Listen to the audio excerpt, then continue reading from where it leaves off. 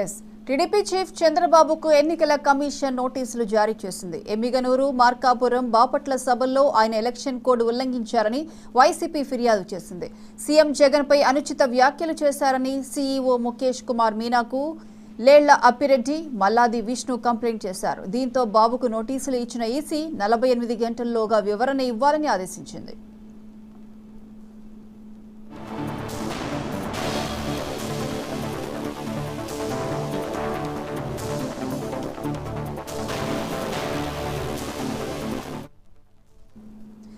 ఇదే అంశానికి సంబంధించి మరిన్ని అప్డేట్స్ మా regional coordinator Anil phone line అందిస్తారు. Anil. Thank you Priyanka. TDP అధినేత చంద్రబాబుకు ఎన్నికల కమిషన్ నోటీసులు జారీ చేయడం జరిగింది. ఎమ్మిగనూరు, మార్కాపురం, బాపట్ల సభల్లో ఆయన ఎలక్షన్ కోడ్ ఉల్లంఘించారని వైసీపీ నేతలు ఈసీకి ఫిర్యాదు చేయడం జరిగింది. సీఎం జగన్ పై అనుచిత వ్యాఖ్యలు చేశారంటూ సీఈఓ ముఖేష్ కుమార్ మీనాకు లేళ్ల అప్పిరెడ్డి, మల్లాది విష్ణు ఫిర్యాదు చేశారు. దీంతో బాబుకు ఈసీ ఈ రోజు నోటీసులు జారీ చేయడం జరిగింది. 48 గంటల్లో వివరణ ఇవ్వాలని ఈసీ చంద్రబాబును ఆదేశించడం జరిగింది. చంద్రబాబు కూడా ఇప్పటికే పూర్తి స్థాయిలో దీనిపైన కూడా ముఖ్య నేతలతో చర్చించారు. అసలు ఎలక్షన్ కోడ్ను ఎలా ఉల్లంఘించావు, అంటే సభలో ఎలా మాట్లాడాము అనే దానిపైన కూడా పూర్తి స్థాయిలో ఆరాధిస్తున్నట్లుగా మనకు తెలుస్తున్న సమాచారం. ఎందుకంటే ఈసీకి 48 గంటల్లో ఎవరిని ఇవ్వాలి కాబట్టి ఆ సభల్లో ఏమేమి అనుచిత వ్యాఖ్యలు చేశారు లేదా అన్న దాని మీద కూడా పూర్తి స్థాయి ఏదైతే నాయకులతో చర్చిస్తున్నట్లుగా మనకు తెలుస్తుంది. అయితే మొత్తం 48 గంటల్లో ఈసీకి చంద్రబాబు నాయుడు వివరణ మాత్రం ఇవ్వాల్సి ఉంది. Priyanka. Right Anil, thank you.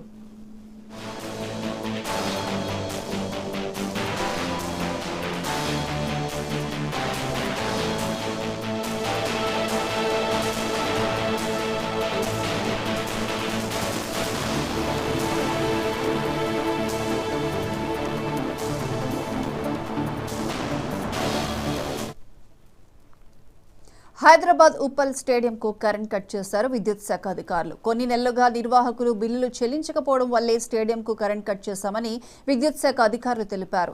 రేపు ఉప్పల్ వేదికగా హైదరాబాద్ చెన్నై మ్యాచ్ జరగనుండటంతో విద్యుత్ అధికారులు పవర్ కట్ చేయడంపై హెచ్సీఏ ఆగ్రహం వ్యక్తం చేసింది. రేపటి మ్యాచ్కు విద్యుత్ శాఖ అధికారులు పాస్లు అడిగారని, పాస్లు ఇవ్వకపోవడంతోనే కరెంట్ కట్ చేశారని హెచ్సీఏ ఆరోపిస్తోంది.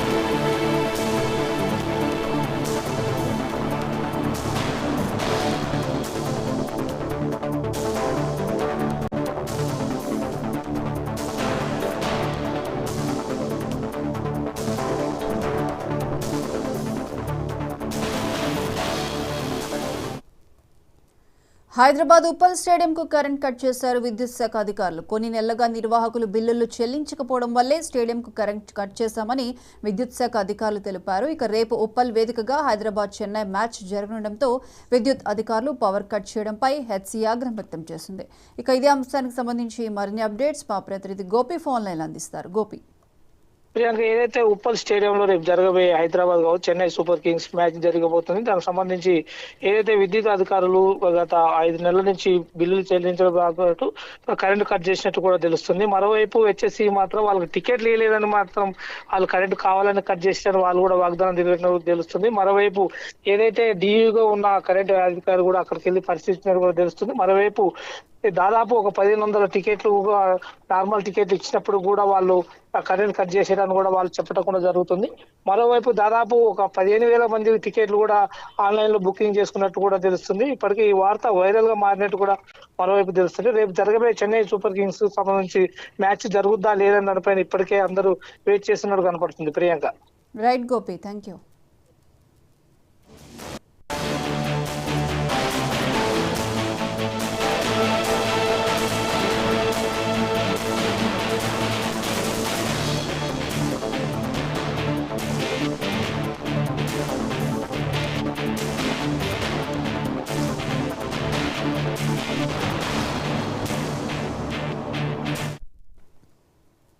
పల్నాడు జిల్లా సత్తెనపల్లి మండలం ధూళిపాడలో టీడీపీ వైసీపీ కార్యకర్తల మధ్య ఘర్షణ జరిగింది. ఈ మధ్యనే వైసీపీ నుంచి టీడీపీలో చేరిన నాగేశ్వరరావు అనే వ్యక్తి మీద అర్ధరాత్రి వైసీపీ వర్గీయులు దాడి జరిపినట్లుగా తెలుస్తోంది. ఆ తర్వాత ప్రత్యర్థులు కూడా ఎదురుదాడికి దిగారు. ఇరు వర్గాలు పరస్పరం రాళ్లు రువ్వుకున్నారు. ఈ ఘటనలో ముగ్గురికి తీవ్ర గాయాలయ్యాయి. వారిని ఆసుపత్రికి తరలించారు. ఇరు వర్గాలను చెదరగొట్టిన పోలీసులు ధూళిపాళ్ల గ్రామంలో పోలీస్ పికెట్ ఏర్పాటు చేశారు.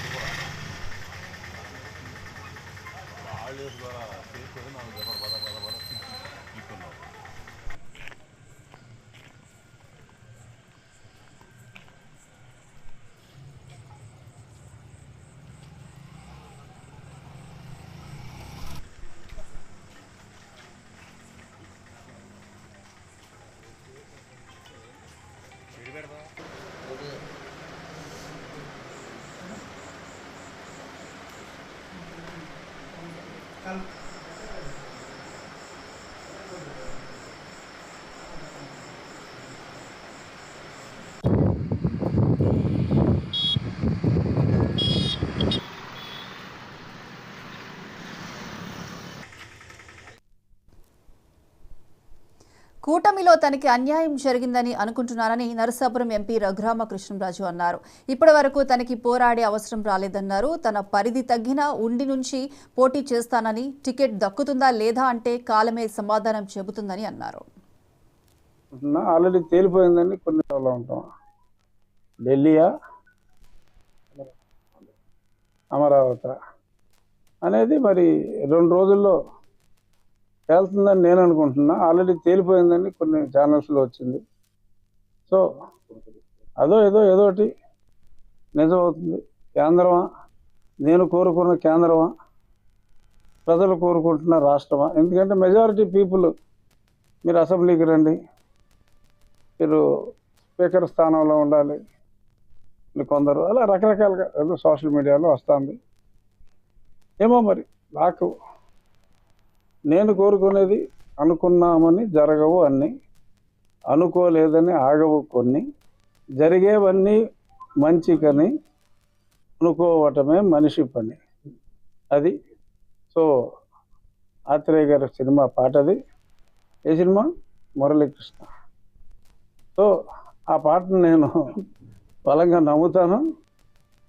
చూద్దాం మరి దేవుడు ఏం రాశాడో, ఈ నాయకులు ఏం రాయబోతున్నారో 1-2 రోజుల్లో తెలుస్తుంది. ఒకటి నిజం, మరి ఆ న్యూస్ని బట్టి చూసినా, ఏ రకంగా చూసినా పోటీలో అయితే ఉంటాను, ఉండాలి అన్నది డిసైడెడ్. ఉంటాం. ఢిల్లీయా అమరావతి అనేది మరి 2 రోజుల్లో వెళ్తుందని నేను అనుకుంటున్నా. ఆల్రెడీ తేలిపోయిందని కొన్ని ఛానల్స్లో వచ్చింది. సో ఏదోటి నిజం అవుతుంది. కేంద్రమా, నేను కోరుకున్న కేంద్రమా, ప్రజలు కోరుకుంటున్న రాష్ట్రమా? ఎందుకంటే మెజారిటీ పీపుల్ మీరు అసెంబ్లీకి రండి, మీరు స్పీకర్ స్థానంలో ఉండాలి, కొందరు అలా రకరకాలుగా ఏదో సోషల్ మీడియాలో వస్తుంది. ఏమో మరి నాకు నేను కోరుకునేది అనుకున్నామని జరగవు అన్నీ, అనుకోలేదని ఆగవు కొన్ని, జరిగేవన్నీ మంచికని అనుకోవటమే మనిషి పని. అది సో ఆత్రేయ గారి సినిమా పాటది. ఏ సినిమా? మురళీకృష్ణ. సో ఆ పాటను నేను బలంగా నమ్ముతాను. చూద్దాం మరి దేవుడు ఏం రాశాడో, ఈ నాయకులు ఏం రాయబోతున్నారో 1-2 రోజుల్లో తెలుస్తుంది. ఒకటి నిజం, మరి ఆ న్యూస్ని బట్టి చూసినా, ఏ రకంగా చూసినా పోటీలో అయితే ఉంటాను, ఉండాలి అన్నది డిసైడెడ్. ఉంటాం. ఢిల్లీయా అమరావతి అనేది మరి 2 రోజుల్లో వెళ్తుందని నేను అనుకుంటున్నా. ఆల్రెడీ తేలిపోయిందని కొన్ని ఛానల్స్లో వచ్చింది. అంబేద్కర్ కోనసీమ జిల్లా రాజోలు నియోజకవర్గంలో జనసేన అభ్యర్థి ప్రచారం ముమ్మరం చేశారు. కూటమి అభ్యర్థిగా జనసేన ఖరారు చేసిన రిటైర్డ్ ఐఏఎస్ అధికారి దేవ వరప్రసాద్ పొత్తు భాగస్వాములతో కలిసి ప్రచారం చేస్తున్నారు. ఇంటింటి ప్రచారంలో భాగంగా ఊరూరా తిరుగుతూ ఓట్లు అడుగుతున్నారు. ప్రణాళికాబద్ధంగా సాగుతున్న ప్రచారంలో రోజుకు 3 గ్రామాలు తిరుగుతున్నట్లు ఈ సందర్భంగా దేవ వరప్రసాద్ చెప్పారు.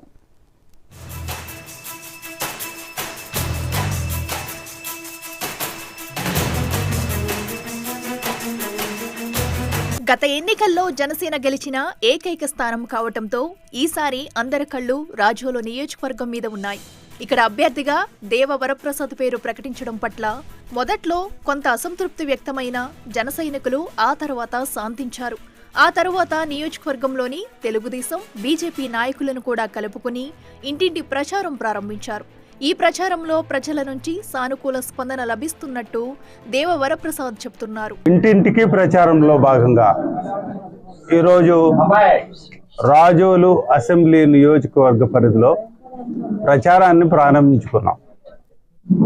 మేము ముఖ్యంగా నేను దేవ వరప్రసాద్ ఎమ్మెల్యే అభ్యర్థిగా 3 పార్టీలు తెలుగుదేశం, జనసేన, భాజపా ఈ 3 పార్టీల సమన్వయంతో నడుస్తున్న ఈ 3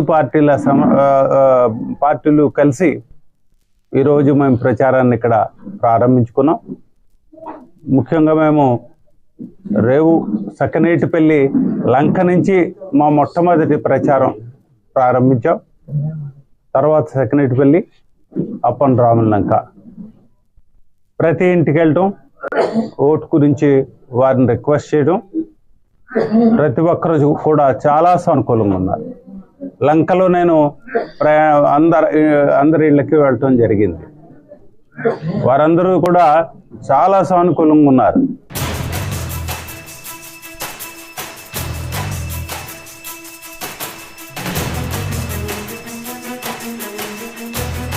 గ్రామాలలో ఇంటింటికి తిరుగుతూ ఓటర్లను కలిసి రాబోయే ఎన్నికల్లో 2 ఓట్లను కూటమి అభ్యర్థులకు వేసి అత్యధిక మెజారిటీతో గెలిపించాలంటూ అభ్యర్థించారు. ప్రణాళికాబద్ధంగా ప్రచారాన్ని ప్రారంభించామని, మొదటి దఫాగా 5 రోజుల పాటు రోజుకి 3 గ్రామాల చొప్పున ప్రచారం పూర్తి చేస్తామని కూడా ఆయన చెప్పారు.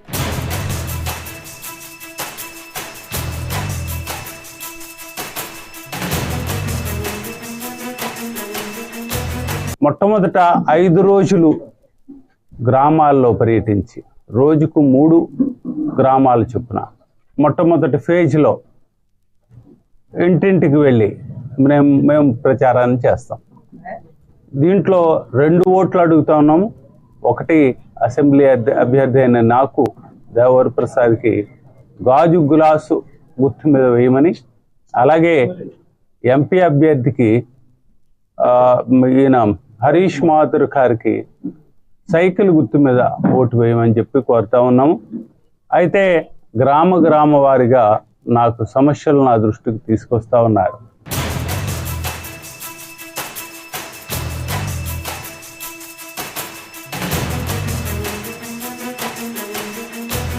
సకినేటిపల్లి వంతెన వంటి సమస్యలను పరిష్కరిస్తామని, లంక గ్రామాలు ఎదుర్కొనే కష్టాలను తొలగిస్తామని హామీ ఇచ్చారు.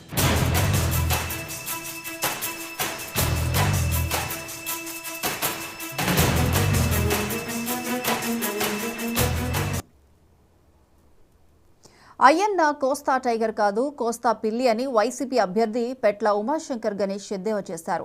పోలీసులు నోటీసు ఇవ్వడానికి వస్తే అయ్యన్న తన కొడుకు విజయ్ పిల్లుల్లా దాక్కున్నారని విమర్శించారు. అనకాపల్లి నియోజకవర్గంలో ఎంపీగా పోటీ చేయడానికి ఎవరు వచ్చినా వాళ్ల దగ్గర కోట్ల రూపాయలు బెదిరించి వసూలు చేస్తున్నారని ఆరోపించారు. ఎన్నికల్లో అందరికీ డబ్బులు ఖర్చవుతాయి, కానీ అయ్యన్న పాత్రుడికి డబ్బులు మిగులుతాయన్నారు శంకర్ గణేష్. నర్సీపట్నంలో అవినీతి అయ్యన్న పాత్రుడు, వాళ్ళ కొడుకు మరుగొజ్జు పాత్రుడు కూడా చాలా బిల్డప్లు ఇచ్చారు.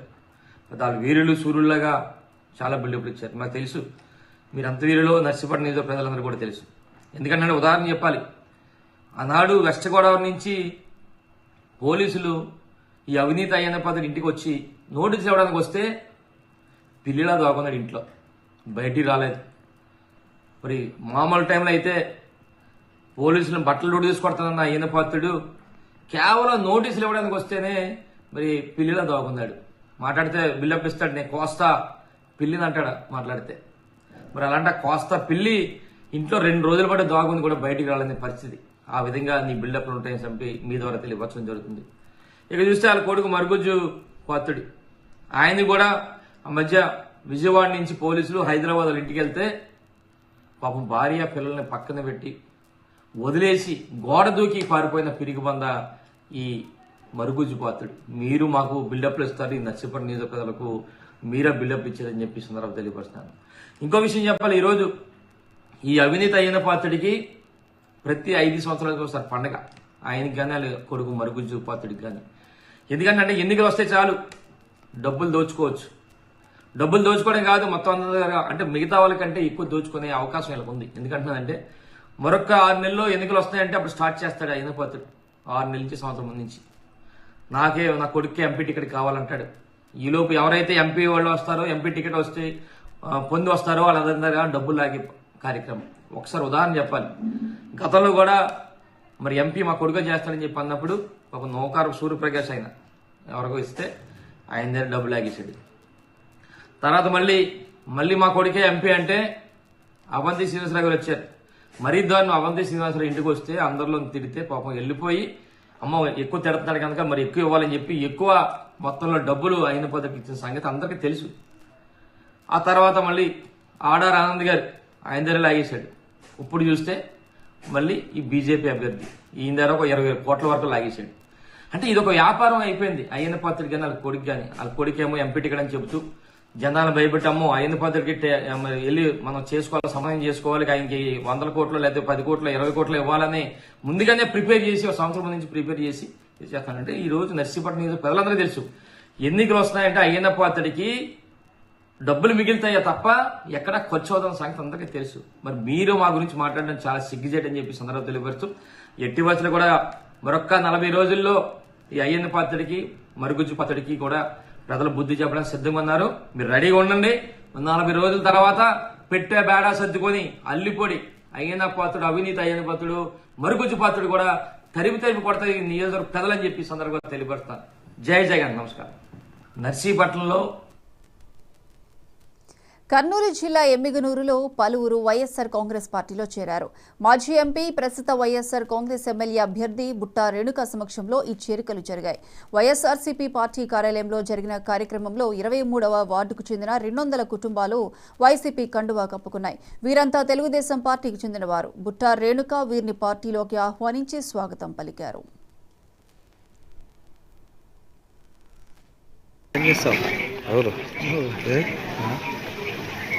అది చేసిన గురించి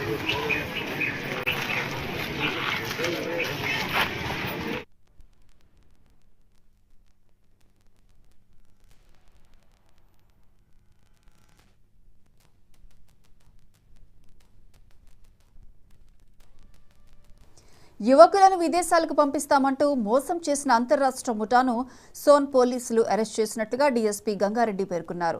నిర్మల్లో ఎస్పీ కార్యాలయంలో ఆయన మీడియాతో మాట్లాడారు. నకిలీ వీసాలు సృష్టించి యువకులను మోసగించారని, నమ్మించడానికి ఆర్మీ ఆఫీసర్ డ్రెస్, నకిలీ స్టాంపు తయారు చేశారని వెల్లడించారు. నిర్మల్ జిల్లాలోని సోన్, నిర్మల్, సారంగాపూర్కు చెందిన యువకులు మోసపోయినట్లు గుర్తించామన్నారు. నిందితులు రాజేష్ కుమార్, చంద్రశేఖర్ను అరెస్ట్ చేసి రిమాండ్కు తరలించారు. వీరి వద్ద నుంచి 2 సెల్ ఫోన్లు, 11 సిమ్ కార్డులు, వివిధ బ్యాంకులకు చెందిన 12 పాస్బుక్లు, ఆర్మీ డ్రెస్, నకిలీ ఆర్మీ స్టాంప్ స్వాధీనం చేసుకున్నారు. ఇలాంటి వారి నుంచి ప్రజలు అప్రమత్తంగా ఉండాలని గంగారెడ్డి సూచించారు. ఈ సమావేశంలో సిఐ నవీన్ కుమార్, ఎస్ఐ పాసిం రవీందర్ పాల్గొన్నారు. అంతర్రాష్ట్ర ముఠాను అరెస్ట్ చేయడం జరిగింది. వీళ్ళు ఏంటంటే ఫేక్ డాక్యుమెంట్ క్రియేట్ చేసి ఫేక్ డాక్యుమెంట్లు ఇచ్చి ఈ దుబాయ్, అరబ్ కానీ యుఏఈలో ఉన్న కంట్రీస్కి పంపడానికి వీళ్ళు ప్రయత్నం చేస్తుంటారు. అదేవిధంగా వీళ్ళు ఆ ఫేక్ డాక్యుమెంట్లు ఇక్కడ ఉన్న ఏదైతే వాళ్ళు ఆస్పిరెంట్స్ ఉంటారో, ఆశాపరులు ఉంటారో వాళ్ళకు నమ్మబలికి వాళ్ళకు పంపించి వాళ్ళ నుంచి డబ్బులు వసూలు చేసి జల్సాలు చేసి ఎంజాయ్ చేస్తున్న ముఠాను ఈరోజు మనం సోన్ పిఎస్ పరిధిలో కర్తా రైల్వే స్టేషన్ దగ్గర అరెస్ట్ చేయడం జరిగింది. దీంట్లో సీపల రాజేష్ రాజేష్ కుమార్, నేటివ్ వచ్చేసి శ్రీకాకుళం. అదేవిధంగా పెగ్గన్న చంద్రశేఖర్, ఇతనిది బోయినపల్లి సిరిసిల్ల. వీళ్ళిద్దరు మన ఏరియాలో ఉన్న ఈ ముగ్గురు దగ్గర కడతాళ్ళ, ఆలూరు, నిర్మల్ ఇక్కడ ఉన్న దుబాయ్ పోయే వాళ్ళ దగ్గర నమ్మించి వాళ్ళ దగ్గర నుంచి 2,15,000 రూపాయలు ఒక అంతర్రాష్ట్ర ముఠాను అరెస్ట్ చేయడం జరిగింది. వీళ్ళు ఏంటంటే ఫేక్ డాక్యుమెంట్ క్రియేట్ చేసి ఫేక్ డాక్యుమెంట్లు ఇచ్చి ఈ దుబాయ్, అరబ్ కానీ యుఏఈలో ఉన్న కంట్రీస్కి పంపడానికి వీళ్ళు ప్రయత్నం చేస్తుంటారు. అదేవిధంగా వీళ్ళు ఆ ఫేక్ డాక్యుమెంట్లు ఇక్కడ ఉన్న ఏదైతే వాళ్ళు ఆస్పిరెంట్స్ ఉంటారో, ఆశాపరులు ఉంటారో వాళ్ళకు నమ్మబలికి వాళ్ళకు పంపించి వాళ్ళ నుంచి డబ్బులు వసూలు చేసి జల్సా చేసి ఎంజాయ్ చేస్తున్న ముఠాను ఈరోజు మనం సోన్ పిఎస్ పరిధిలో కడతా రైల్వే స్టేషన్ దగ్గర అరెస్ట్ చేయడం జరిగింది. దీంట్లో శ్రీపుర రాజేష్ కుమార్, నేటివ్ వచ్చేసి శ్రీకాకుళం. అదేవిధంగా పెగ్గన్న చంద్రశేఖర్, ఇతనిది బోయినపల్లి సిరిసిల్ల. వీళ్ళిద్దరు మన ఏరియాలో ఉన్న ఈ ముగ్గురు దగ్గర కడతాళ్ళ, ఆలూరు, నిర్మల్ ఇక్కడ ఉన్న దుబాయ్ పోయే వాళ్ళ దగ్గర నమ్మించి వాళ్ళ దగ్గర నుంచి 2,15,000 రూపాయలు ఒక అంతర్రాష్ట్ర. రంగారెడ్డి జిల్లా చేవెళ్లలోని బాలాజీనగర్ కాలనీలో విశ్వేశ్వర్రెడ్డి భార్య సంగీతారెడ్డి ఇంటింటి ప్రచారం చేపట్టారు. బీజేపీ పార్టీకి ఓటు వేసి ప్రధానమంత్రి నరేంద్ర మోదీ నాయకత్వంలో పార్టీని గెలిపించాలని కోరారు. అదేవిధంగా చేవెళ్ల పార్లమెంట్ అభ్యర్థిగా తన భర్త విశ్వేశ్వర్రెడ్డిని భారీ మెజారిటీతో గెలిపించాలని ఆమె సూచించారు. ఈ దేశ భవిష్యత్తు బీజేపీ పార్టీతోనే బాగుంటుందని సంగీతారెడ్డి అన్నారు.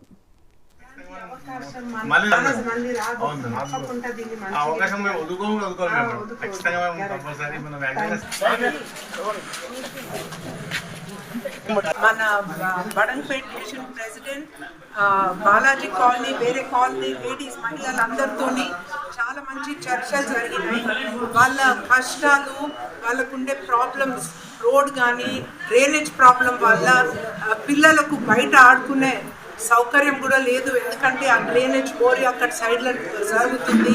ఇంకా ముఖ్యమైనది వాళ్ళకు మోడీ గారు చేసిన స్కీమ్లు, విశ్వకర్మ స్కీమ్ కానీ ముద్రా లోన్స్ కానీ చాలా మంది బెనిఫిట్ అయ్యారు. ఇంకా చాలా మందికి దీని ద్వారా ఒక ఉత్సాహం వస్తుంది. సో మోడీ వేవ్, నరేంద్ర మోడీ గారి పేరు అందరూ ఆ రోడ్లు వినిపిస్తుంది. తప్పకుండా బీజేపీ గెలుస్తుంది. ఇప్పుడు బీజేపీ గెలిచినాక నేను కొండ విశ్వేశ్వరరెడ్డి ద్వారా హామీ ఇస్తున్నాను, మేము తప్పకుండా ఈ కాలనీ ప్రజలకు, ఈ ఏరియా మొత్తం మహేశ్వరంకు వీలైనంత వరకు సహకారం చేస్తాము, పక్కన ఉంటాము.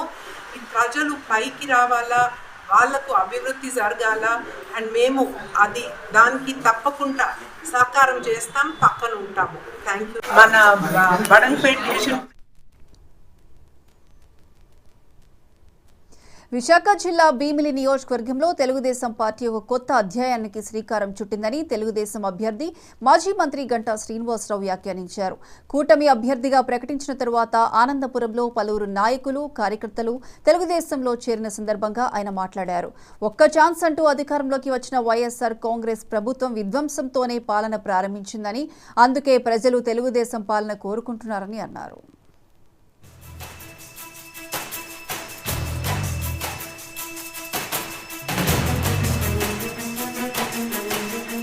భీమిలి నియోజకవర్గం ఆనందపురం, పద్మనాభం, భీమిలి మండలాల నుంచి వచ్చిన అనేక మంది ప్రజా ప్రతినిధులు, కార్యకర్తలు మాజీ మంత్రి, ఎన్డీఏ కూటమి ఎమ్మెల్యే అభ్యర్థి గంటా శ్రీనివాసరావు సమక్షంలో తెలుగుదేశం పార్టీలో చేరారు. భీమిలి నియోజకవర్గంలో సువర్ణ అధ్యాయానికి ఇది నాంది అని, తనకు బాగా కలిసి వచ్చే ఆనందపురంలోనే ఈ కార్యక్రమం ఏర్పాటు కావడం ఆనందంగా ఉందని ఈ సందర్భంగా గంటా వ్యాఖ్యానించారు. మరి భీమిలి అభ్యర్థిగా, ఉమ్మడి అభ్యర్థిగా తెలుగుదేశం పార్టీ నుంచి, అలాగే జనసేన, భాజపా సపోర్ట్ చేసిన అభ్యర్థిగా నేను అనౌన్స్ అయిన తర్వాత ప్రత్యేకంగా రూరల్ ప్రాంతాల్లో ఆనందపురం కానీ, పద్మనాభం కానివ్వండి, లేకపోతే భీమిలి రూరల్ మండలం కానివ్వండి, 3 మండలాల నుంచి కూడా ఒక అనూహ్యమైన స్పందన. వాళ్ళు ఎన్నో రోజుల నుంచి కోరుకుంటున్న మనిషి మాకు వచ్చారు, మీలాంటి వాళ్ళు మాకు కావాలి, మేమందరం కూడా పార్టీలో చేరతాం, మీకు మద్దతుగా ఉంటామని చెప్పని గ్రామాలు ఒక పండగ వాతావరణంలో వాళ్ళందరూ కూడా సెలబ్రేట్ చేసుకుంటూ వాళ్ళు ముందుకు వస్తూ ఉన్నారు. ఈరోజు ఈ ఆనందపురం సెంటిమెంట్ కూడా నాకు ఒక కలిసి వచ్చిన మండలం. 2014లో కూడా హైయెస్ట్ మెజారిటీ మండలం. ఆ మండలం నుంచి మనం ఈ జాయినింగ్స్ ప్రారంభం చేసుకోవడం జరిగింది. ఈరోజు ఒక 3 సర్పంచులు, అలాగే 200 మంది పైగా వార్డు మెంబర్లు కానీ, ఎక్స్ సర్పంచ్లు కానీ, లేకపోతే ఈ సొసైటీ డైరెక్టర్లు కానీ, లేకపోతే కీలకమైన వ్యక్తులు రావడం జరిగింది. వీళ్ళతో పాటు ప్రతి గ్రామంలో కూడా జాయినింగ్స్ ఉన్నాయి. అవన్నీ త్వరలోనే మండలం టూర్ పెట్టుకోబోతా ఉన్నాం. ఆ మండలం టూర్ పెట్టుకున్నప్పుడు ఏ గ్రామానికి సంబంధించిన నాయకులు ఎవరెవరు చేస్తున్నారో వాళ్ళందరినీ ఆ గ్రామంలో నేను పర్యటనకు వెళ్ళినప్పుడు ఆ గ్రామంలోని అందరి పెద్దల సమక్షంలో ఆ జాయినింగ్స్ కూడా చేసుకుంటామని చెప్పని ఈ సందర్భంగా తెలియజేసుకుంటూ,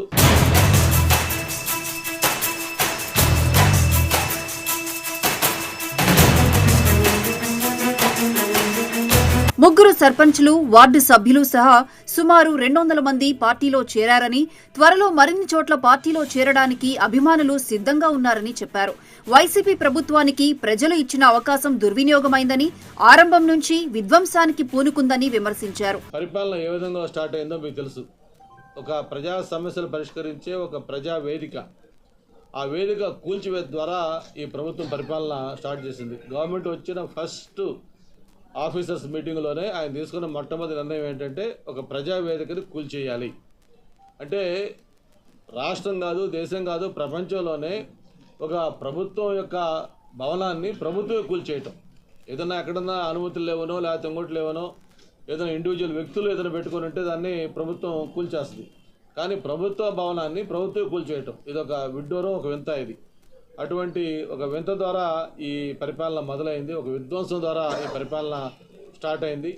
ఆ రోజు నుంచి ఈ రోజు దాకా కూడా ఆ విధ్వంసం అనేది అలా కొనసాగుతూ వచ్చింది.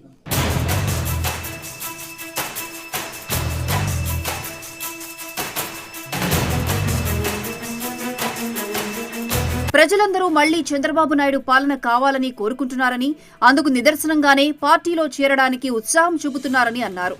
జగన్మోహన్ రెడ్డి ఇచ్చిన హామీలలో 85% అమలు కాలేదని గంటా విమర్శించారు.